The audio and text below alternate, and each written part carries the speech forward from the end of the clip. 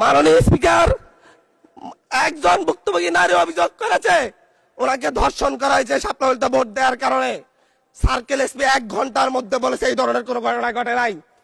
আজকে 42 দিন পার হয়েছে, এখনো ডিএনএ রিপোর্ট আসে নাই। মামলা নিতে 3 দিন দেরি হয়েছে। সিভিল সার্জন অফিস তদন্ত কমিটি করে দিয়েছে, তদন্ত কমিটির রিপোর্ট জমা দিয়েছে, ভুক্তভোগী নারী জানে না তার তদন্ত রিপোর্ট কি এসেছে। এই ভয়াবহ পরিবেশ তৈরি কারা করছে? আমার মনে হয় স্বরাষ্ট্রমন্ত্রী আইনের ব্যাখ্যা না দিয়ে, আইনমন্ত্রী আইনের ব্যাখ্যা দিবেন, স্বরাষ্ট্রমন্ত্রীর এসবে মনোযোগ দেওয়া দরকার। স্বরাষ্ট্রমন্ত্রীর মনোযোগ দেওয়া দরকার। সারা দেশে কোথায় কোথায় সন্ত্রাসীরা রয়েছে সেই সকল সন্ত্রাসীদের তালিকা করে তাদেরকে বিচারের ব্যবস্থা করা দরকার। স্বরাষ্ট্রমন্ত্রীর উচিত ধন্যবাদ মাননীয় সদস্য। নেতা কর্মীরা হত্যার শিকার হয়েছে তাদের বিচারের ব্যবস্থা করা দরকার।